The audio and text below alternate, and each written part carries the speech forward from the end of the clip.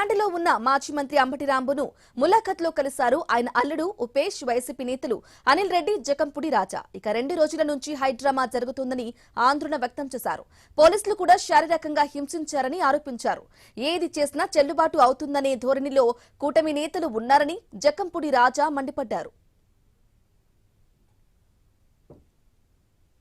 మీరు అన్నారు కదా, ఏ పార్టీకి సంబంధం లేకుండా ఇళ్ల మీదకి వచ్చింది మేము ఊరుకోమని.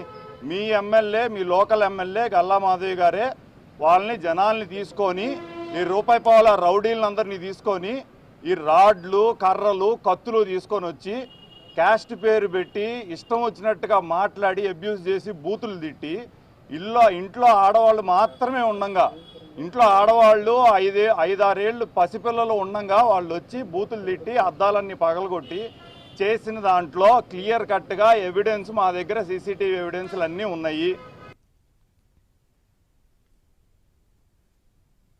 చాలా స్పష్టంగా ఎక్కడా కూడా అటువంటిది జరగలేదు అని చెప్పి ఒక నివేదిక వచ్చిన తర్వాత మీకు ముఖం చాటేయలేక ఏదో రకంగా మళ్ళీ దీనిని డైవర్ట్ చేయాలి, ఇంకా దీని మీద ప్రజల్లో ఒక అయోమయాన్ని క్రియేట్ చేసి ఓ రాజకీయ ప్రయోజనాన్ని పొందాలి అనేటువంటి దురాలోచనతో ఫ్లెక్సీలు పెట్టి ఎక్కడికక్కడ ఉసిగొలిపి గొడవలు పెట్టాలి అనేటువంటి ఆలోచన చేశారు.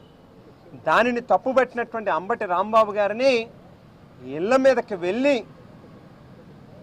ఏ రకంగా మీరు చేసినటువంటి దౌర్జన్యం రాష్ట్రంలో ఉన్నటువంటి ప్రతి ఒక్కరూ కూడా గమనించారు.